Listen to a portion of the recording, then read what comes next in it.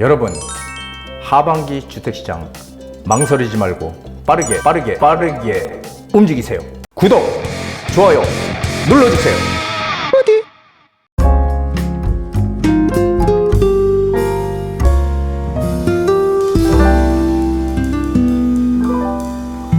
부동산 DJ. 안녕하세요. 부동산 DJ 한정훈입니다. 자, 시장이 지금 부동산 시장이 급격하게 지금 변화하고 있습니다. 너무도 빠른 변화 속에 가격이 거래량 늘어나면서 가격이 많이 오르니까 정부에서 88 대책, 8월 8일 날 대책을 내놨죠. 그 대책이 많은 기대를 했던 분들도 계셨을지 모르지만 막상 뚜껑을 열어보니 대책이 나오고 보니 그 대책은 별로 실효성이 없는 그런 대책이다. 그럼 이런 대책들이 지금 왜 나왔을까요? 시장에 과열된 분위기를 잠재우기 위한 하나의 고육책으로 나온 것 뿐입니다. 자, 88 대책에 대해서는 제가 저희가 동영상 올려놨으니까요. 그 내용을 보시면 알 것 같고요. 오늘의 주제는요. 자, 하반기 시장 상당히 중요하죠. 하반기 주택 시장을 바라보는 저의 눈입니다. 부디의 눈. 이런 주제로 준비를 해봤습니다. 자, 먼저 세미나 21일 날, 8월 21일 날 세미나를 준비합니다. 주제는요, 재개발 투자 유망지역, 사업성 좋은 지역 찾아내기라는 주제로 준비를 했습니다. 자, 이렇게 제가 하니까 재개발 얘기를 많이 하니까 많은 분들이 저기는 재개발밖에 모르나? 이렇게 생각하는 분들이 있을지 몰라서 제가 한번 말씀을 드립니다. 저는 다 해봤어요. 토지도 해보고 부동산 전 종목을 거의 다 해봤습니다. 오랜 기간 동안. 그래서 많이 압니다. 근데 지금의 하나의 어떤 포인트, 화두가 재개발과 재건축이라는 거지 다른 것들을 모른다는 얘기가 아니에요. 여러분들 재개발이 아니더라도 뭐 재건축에 관심이 있든지 아니면은 다른 어떤 부동산에 궁금증이 있으면 언제든지 오십시오. 제가 알려드리도록 하겠습니다. 자, 이번 주제를 보면요. 재개발 투자 유망지역, 사업성 좋은 지역 찾아내기. 왜 이렇게 정했냐면요. 재개발, 재건축 지금 서울시장에 어마어마하게 많이 지정이 돼 있고 진행을 하려고 합니다. 그런데 문제는 뭐냐면요. 이 사업성이 지금 가장 큰 관건으로 지금 우리한테 다가오고 있습니다. 사업성이 좋아야 재개발을 할 수 있고 사업성이 안 좋으면 재개발을 못 합니다. 예전에는요. 그렇지 않았어요. 입지가 좋은 데들 위주로 개발이 진행이 되고 입지가 좋은 데들은 사업성이 괜찮으니까요. 그런데 지금은 입지가 좋은 데들조차도 재개발이나 재건축을 할 때 사업성이 안 나오는 지역들이 상당히 많아요. 그래서 지금의 가장 큰 화두는요. 입지가 좋은 곳을 어떻게 찾아서 들어가느냐가 아니라 사업성이 좋은 곳을 찾아 들어가는 게 지금의 관건입니다. 이게 포인트예요. 외곽이든 어디든 무조건 사업성 좋은 데는 무조건 합니다. 재개발, 재건축 합니다. 하지만 입지가 좋아도 사업성이 안 나온 데는 못 합니다. 그건 뭐 다들 아시다시피 뭐 철근, 콘크리트니 이런 것들 다 올랐잖아요. 우린 수입해서 해야 되기 때문에 공사를. 그렇죠. 모든 것이 다 올랐어요. 다 올랐기 때문에 지금 공사비가 안 맞는 거예요. 지금. 그러다 보니까 과연 모든 지역들이 다 진행이 될 거냐라는 것입니다. 여러분들, 될 곳에 투자해야 된다는 거예요. 너무 많기 때문에 선택의 폭이 너무 많은 것 같지만 아닙니다. 선택의 폭은 상당히 작아졌어요. 왜냐하면 사업성을 보고 우리는 투자해야 되기 때문에 그렇습니다. 그 사업성이 나오는 것들을 우리가 집중 투자해서 이익을 극대화하는 전략 이번 시간에 공개합니다. 선착순 10명이고요. 예약은 필수입니다. 자, 거래량이 이제는 폭발하고 있습니다. 거래량이 늘어나고 있다는 얘기를 제가 많이 드렸죠.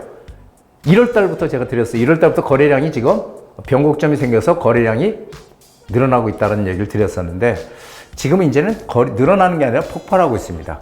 자, 거래량 증가는 제가 항상 말씀드렸죠. 매매가 상승의 전조현상이다. 거래량이 늘어나게 되면 매매가가 오른다라는 거죠. 자, 그래서 일단 한번 보시죠. 2023년 지난해 11월 달에 1908건 서울의 거래량입니다. 그 다음에 지난해 12월 달에 1806건 떨어졌죠. 자, 요게 12월 달이 바닥이었습니다. 올해 1월 달이 되니까 갑자기 2666건으로 뛰고 2월 달 되니까 2651건 별로 차이가 없죠. 3월 달이 되니까 갑자기 확 뛰었어요. 4,399건, 4월 달 4,596건, 5월 달 5,092건. 자, 6월 달, 지난달에 6월 달 거래량이요, 7,450건이나 됐어요. 거래량은, 6월 거래량은 7월 말에 나오는 거고요. 7월 거래량은 8월 말에 나옵니다. 그런데 그렇다면 지금 8월 말에 7월 거래량이 나오겠죠. 7월 거래량이 현재 오늘 날짜로 12일 날짜로 6,912건입니다. 7월 거래량이. 지난해 거래량 당연히 뛰어넘겠죠. 아직도 보름 이상 남았으니까 한 8,000건 이상 넘어갈 것 같아요. 즉 거래량이 폭발적으로 지금 급증하고 있는 지금 이런 상황, 여러분들 이거 정말 심각하게 받아들이셔야 됩니다.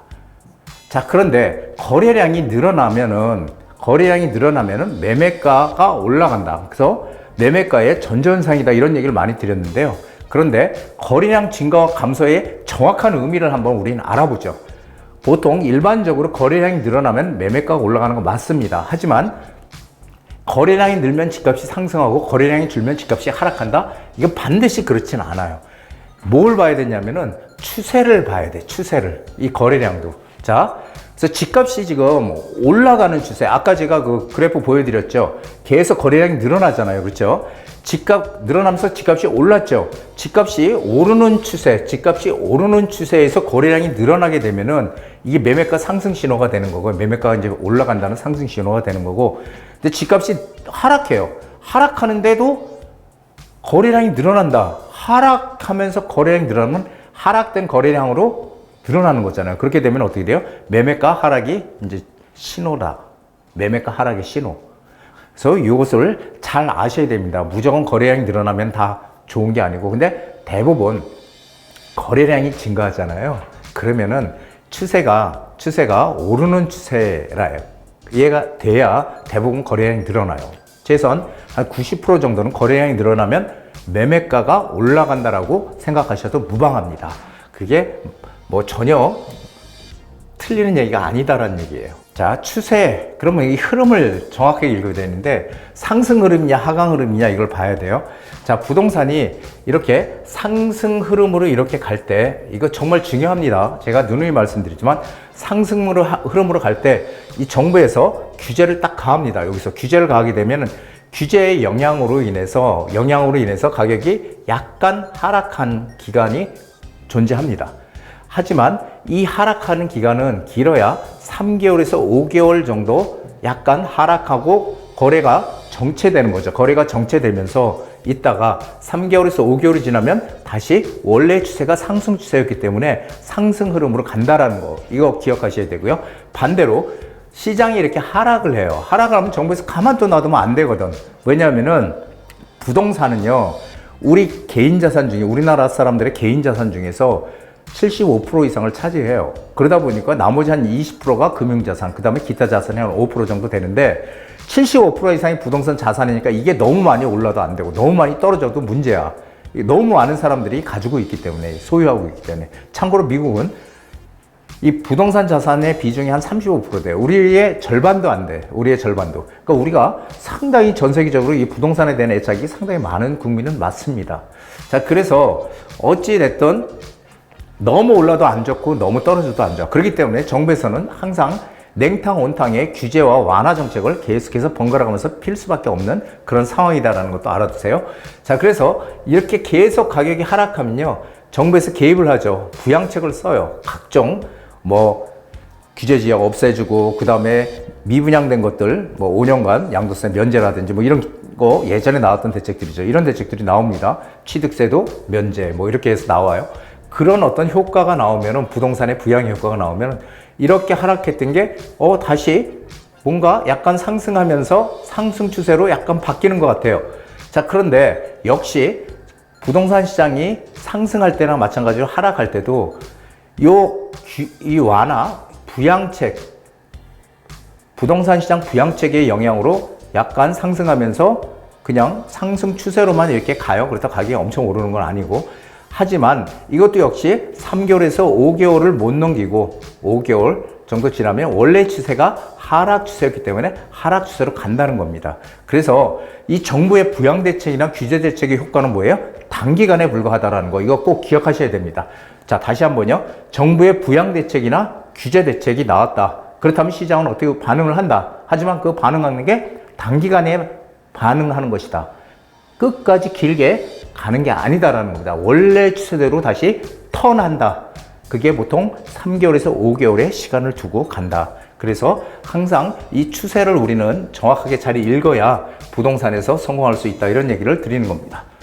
자, 거래량 폭발 현상, 지금 거래량이 폭발한다고 얘기했죠. 이건 지금 누가 주도해요? 예전에는 다주택자들이 막 집을 샀어요. 다주택자들이 집을 사서 2주택, 3주택, 4주택, 5주택 이렇게 되다 보니까 거래량이 막 폭발을 했는데, 이번에 거래량 폭발은 다주택자가 아닌 무주택자 그리고 1주택자가 주도했어요. 갈아타기 목적의 1주택자가 주도를 지금 하고 있다는 거예요. 자, 이렇게 되니까 어떻게 돼요? 1주택, 지금 다주택자는 거의 지금 별로 움직이지 않고 있다는 거예요. 왜 못 움직여요? 이 취득세 때문에. 취득세가 너무 세. 그러니까 움직이기가 힘들어요. 하지만 무주택자나 1주택자의 취득세는 1.1%에서 3.5%예요. 상당히 가볍죠. 옛날엔 다 이랬죠. 자, 그런데 문재인 정부 들어와서 지금 취득세를 다 올려놨죠. 규제지역의 2주택자. 규제지역은 지금 어디예요? 강남 상구와 용산구 이런 데 규제지역이죠. 규제지역의 2주택자나 규제가 없는 비규제 지역의 세 채 이상을 가지고 있는 다주택자 취득세는 12.4에서 13.4%까지. 부가세가 있어서 그래. 취득세, 부가세. 자, 근데 이렇게 되니까 다주택자들이 움직이질 못하고 무주택자들이 지금 움직이고 있습니다. 무주택자나 1주택자들이 지금 시장을 주도하고 있는 또 그런 상당히 지난해 상승, 과거의 상승과는 다른 그런 양상을 보이고 있다는 겁니다. 자, 그런데 지금 우리 전세란 걱정한 지가 얼마나 됐어요? 우리 1년도 안 된 것 같아요. 전세란이 온다. 오긴 뭐가 와. 전세란이 오는 게 아니라 이제는 뭘 걱정해야 돼요? 역전세를 걱정해야 돼요. 역전세. 이제 역전세가 오는 게 아니라 이제는 전세란을 걱정해야 되는 거죠. 그렇죠? 1년 전만 해도 역전세 때문에 많은 사람들이 전세 상당히 어려웠죠. 전세금이 떨어지다 보니까 세를 놓기가 상당히 어려웠잖아요. 하지만 이제는 반대로 전세란이 지금 이제 심각하다라는 겁니다. 자, 왜냐하면은 거기에 이제 무주택 1주택자가 주택을 구입하는 영향도 상당히 큽니다. 무주택자 1주택자가 주택을 구입하니까 이 전세 매물들이 시간이 지나서 사라져요. 있던 게 무주택자 들어가서 살잖아요. 그러니까 사는 순간 전세 매물 하나가 없어지는 거죠. 그렇죠? 그래서 지금 무주택 1주택자가 구입을 해서 전세 매물은 시간이 지날수록 계속 사라지고 있고요. 그렇다면 신규로 새롭게 뭔가 공급이 빨리빨리 돼야 되는데 빠르게 지금 공급할 수 있는 방법이 없어요. 신규 매물이 안 나와. 이러다 보니까 전세 매물이 지금 점점 말라가고 있다, 이런 얘기를 드리는 겁니다. 자, 전세가가 지속 상승하면은 어떻게 돼요? 계속 상승하면은 당연히 전세 수요가 매매 수요로 전환이 됩니다. 지금도 전세로 살던 분들이 전세가가 계속 오르니까 매매로 지금 전환을 하고 있죠. 하고 있는데 뭐 하고 있다고? 매매 수요 전환 계속 오르면은 가속화된다는, 가속화. 점점 더 심각해진다는 얘기예요. 그래서 내년이, 아마 올해보다 내년이 전세 대란으로 갈 가능성이 상당히 크다라는 게 제 판단입니다. 주택가격은 이거 사실은 모르잖아요. 우리가 주택가격이 언제까지 오를지 이거 누가 합니까? 이거 나중에 지나봐야 알죠. 그렇죠? 지나봐야 알아요. 하지만 예측은 어느 정도 할 수 있어요. 먼 기간은 아니라도 어느 정도 한 1년 정도는 저는 예측할 수 있다고 보고 있어요. 그래서 1년 정도는 최소한 2025년 내년까지는요, 이 계단식으로 상승할 거예요. 여러분, 계단식 상승한다는 거를 잊지 마세요. 계단식이라는 게 이런 거예요. 가격이 쭉 이렇게 오르는 게 아니고요. 이렇게 오르는 게 아니라 이렇게 오르다가 조금 그냥 소강 상태를 보이다 다시 오르다가 이렇게 계단식으로, 이런 식으로 올라가는 거예요. 이런 식으로. 그래서 이렇게 오르다가 약간 뭔가 정체되는 시점이 와가지고 가격이 좀 뭔가 다시 떨어지는 거 아니야? 이렇게 생각하지 마시라는 얘기입니다. 자, 이런 것들이 지금 시장 상황이 어떻게 바뀌는지 우리가 심각하게 고민을 지금 해야 되는 그런 시점이다라는 거죠. 자, 공급이 지금 시장에서 가장 부족한 건 서울입니다. 자, 정부의 88 공급 대책은 한마디로 서울을 타깃으로 해서 내놨다고 해도 과언이 아닙니다. 왜 그러냐면 서울의 집이 부족하니까 서울의 집값들이 막 오른다. 그러니까 이게 경기도로 번진다. 경기도로 번지면 이게 또 지방시장까지 번질 거 아니냐. 그래서 결국은 다 오르는 이런 상황으로 갈 것이다. 그렇기 때문에 어떻게든지 서울의 공급을 늘려서 집값을 잡아야 된다. 이런 얘기예요. 그래서 88 공급 대책, 이건 정말 저는 또 혹시라도 뭔가 이것도 대책이 뭐 좀 괜찮은 게 나왔나? 이렇게 봤는데 실제로 실효성 있는 대책은 하나도 없었어요. 3기 신도시 빠르게 공급하겠다는 얘기는 뭐 계속 해왔던 얘기고요. 비아파트 공급 확대, 그린벨트 해제. 자, 그린벨트 해제도 뭐 지난번부터 얘기했었죠. 하지만 그린벨트가 지금 어디에 많이 있습니까? 그린벨트가 서초구, 강남구에 많이 있어요. 특히 서초구에 많이 있죠. 그린벨트. 자, 그런데 거기를 만약에 풀어서 거기다가 아파트를 지어서 공급을 한다? 싸게? 이것도 우리 MB정부 때 혹시 보금자리 주택 기억들 하시나요? MB정부의 보금자리 주택이 어떤 거였어요? 한마디 시세보다 싸게 반값으로 주겠다. 원래 처음에 그랬죠. 그렇게 되니까 어떻게 해요? 집을 사야 될 사람들이, 집을 살 여력이 있는 사람들이 집을 안 사고 전세로 머물기 시작했어요. 그러다 보니까 MB 시절에 서울의 매매값은 오르지 않았는데 전세값이 어마어마하게 올랐죠. 전부 전세로 눌러 앉으니까. 왜냐하면 보금자리 주택 당첨되면 로또라고 그러지 않았습니까? 그런데 막상 나중에 뚜껑을 열어보니까 거기 당첨되는 사람은 소수였죠. 나머지는 결국은 다시 재고주택으로, 있는 주택으로 결국 들어가게 됐어요. 그래서 그런 것들이 지금 다시 되풀이 되는 게 아닌가 싶고요. 물론 그린벨트를 해제해서 여기다가 공급을 하는 것도 앞으로 10년 후의 얘기예요. 지금 당장에 어떻게 공급을 늘릴 수 있는 그런 대책도 아니고요. 그리고 비아파트 공급을 확대한다 이렇게 얘기를 했는데, 비아파트라는 것은 우리가 오피스텔이나 뭐 도시형 생활주택, 빌라 이런 것들이죠. 자, 이런 것들을 활성화해서 뭐 정부에서 사들여서 공급을 하겠다? 이거는 사실 우리가 들어가 살고 싶은 거는 어디예요? 우리가 비아파트에 들어가 살고 싶습니까? 아니죠. 우리는 어디에요? 아파트에 들어가 살고 싶어요. 단지 아파트는 너무 가격이 비싸기 때문에 우리가 임시 방편으로 빌라에 살다가 오피스텔에 살다가 돈을 충분히 모아서 아파트로 가기 위해서 그런 어떤 단계를 거치는 것 뿐이지, 누가 비아파트에 들어가 살기 원합니까? 그래서 사실은 저 비아파트 공급 확대는 정말 실효성이 없다. 우리 국민들한테 한번 물어보고 저런 건 해야 되는 게 아닌가 싶어요. 국민들한테 물어보고, 야, 비아파트가 공급 확대하면 들어가 살래? 이게 물어보고 해야 되지 않겠어요? 아무래도 물어보면 전부 다 아니요 할 거예요. 그래서 사실은 이것도 실효성이 없다. 단 비아파트의 빌라에서 제가 항상 말씀드리지만 재개발이 가능한 빌라는 우리가 충분히 투자 가치가 있다. 왜? 재개발이 가능한 빌라는요, 재개발이 돼서 거기가 뭐가 생긴다고요? 아파트로 바뀌는 거잖아요. 그렇기 때문에 우리가 투자를 하는 거지, 그냥 단순하게 빌라는 우리는 투자를 절대 하면 안 된다는 거예요. 투자는. 사는 것도 마찬가지잖아요. 빌라도 한마디로 아파트로 가기 위한 어떤 주거 사다리의 역할을 하는 것 뿐이지, 거기에 평생 눌러앉아 살고 싶은 사람 없을 거예요. 그래서 사실은 별로 영향력이 없는 대책이었다, 이런 얘기고요. 그리고 이 공급 부족으로 집값 폭등을 염려한 정부가 국민들한테 심리적인 안정을 주기 위한 대책에 불과하다, 이렇게 저는 판단을 하고 있습니다. 자, 여기 보면요, 이게 이제 서울에 매년 공급되는 그 적정 수요, 아파트가 공급이 돼야 되는 적정 수요가 46,802가구, 46,802가구, 그렇죠? 지금 2024년 18,436가구, 2025년이 잠깐 반짝합니다. 33,694가구, 그 다음부터 계속 떨어지죠. 1,559가구, 2,092가구, 공급이 계속 부족해요. 요 선이 적정선이라고 하는데 지금 그 선에 계속 못 미치고 있죠. 2021년도부터 지금 계속 공급이 부족해 오고 있습니다. 이게 지금 현실이에요. 그래서 이런 공급 부족으로 집값 폭등을 염려한 정부의 그런 미봉책이다, 이렇게 저는 정리를 했습니다. 자, 이제는 빠르게 움직여야 할 중요한 시기입니다. 지금부터 1년이 상당히 우리한테 중요해요. 집값이 2025년도까지 계속 오른다고 가정을 하면은 더 그 후에도 더 오른다고 저는 생각을 하지만 제가 확신을 가지고 얘기할 수 있는 거는 2025년 말까지, 2025년도까지는 집값은 계속 우상향할 것이다. 물론 저는 더 길게라고 보지만 확신을 제가 가질 수 있는 시간은 그 정도는 확신을 가지고 있습니다.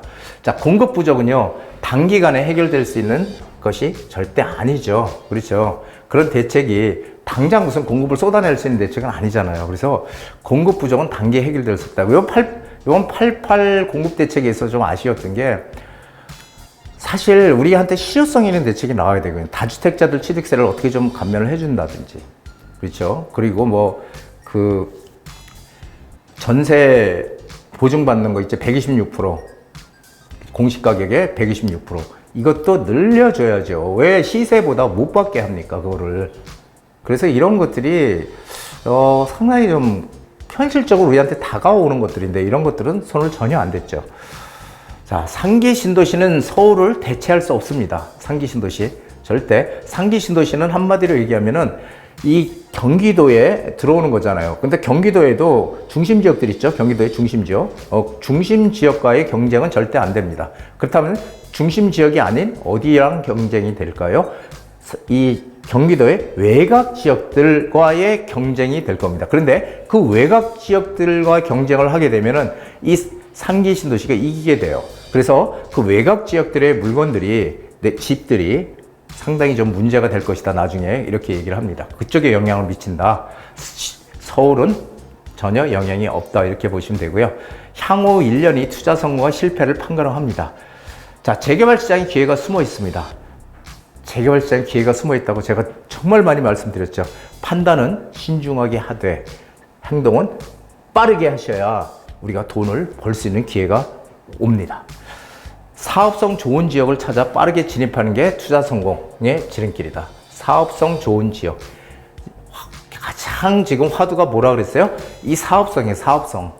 이제는 지금 공사비니 철근 가격 이런 것들이 다 올라서 사실 공사비 지금 안 맞거든요. 사업성 안 나오거든요. 그래서 이런 사업성이 안 나오기 때문에 이제는 사업성 좋은 지역들만 우리는 들어가야 거기서 재개발이든 재건축이든 진행이 되지, 재건축도 안전진단만 통과했다고 해서 무조건 예전같이 다 된다? 이제는 안 된다. 예전같이 안 된다. 왜? 사업성이 안 나왔어요. 그래요. 사업성이 안 나온다는 의미는 일반 분양이 상당히 작게 나오든지 일반 분양이 없다는 거예요. 그러면은 이 공사를 하는 시공사 입장에서는 일반 분양을 해서요. 일반 분양을 해서 어떻게 해요? 그걸로 자기네 공사비도 갖고 가져가야 되는데 일반 분양이 안 나오면은 뭐 할 수가 있나요? 사업성이 전혀 없는데. 그렇기 때문에 지금 안 되는 거예요. 그래서 결국은 이 사업성 좋은 지역을 찾아서 빠르게 진입하는 게 투자 성공의 지름길이다라는 것을 여러분들 정말 중요한 지금 시간이거든요. 여러분들이 돈을 벌어야 저도 좋거든요. 그래야 저도 돈을 버는 거예요. 같이 벌어야 되죠. 그래서 어쨌든 기회가 왔을 때 빠르게 움직이는 그런 현명한 지혜를 좀 가지셨으면 좋겠다라는 얘기를 드리는 겁니다. 자, 주제 재개발 투자 유망 지역, 사업성 좋은 지역 찾아내기입니다. 관심 있는 분들 오십시오. 제가 다 알려드리겠습니다. 기가 막힌 말이죠. 부동산을 사기 위해 기다리지 말고 사고 기다려라. 윌 로저스. 사기 위해 기다리지 말고 사고 기다려라. 이거 정말 맞는 얘기 아닙니까? 사기 위해서, 그러니까 우리가 뭘 하려고, 투자를 하려고 해도 항상 생각이 많아요. 생각이 많다 보니까 항상 기회를 놓쳐요. 기회를 놓치게 되면 어떻게 해? 그거 안 해. 이제 더 떨어져야지. 이런 식으로 생각하는 분들이 상당히 많아요. 하지만 항상 가만히 생각해 보면요. 부동산은 계속 우상향해 왔다는 겁니다. 우리 부동산 역사적으로 봤을 때. 그렇죠. 주식은요. 주식도 계속 우상향해 왔다는 거. 이게 정말 재테크에서 중요한 의미를 담고 있습니다. 여러분들 부동산을 사기 위해서 계속 기다리고 타이밍을 찾게 기다리지 말고요. 사고 기다리세요. 한정훈의 부동산 DJ에서는 여러분들의 고민을 기다립니다. 영상을 보시고 투자에 관심 있으신 분은 지금 바로 연락 주시기 바랍니다. 자, 오늘 여기까지입니다.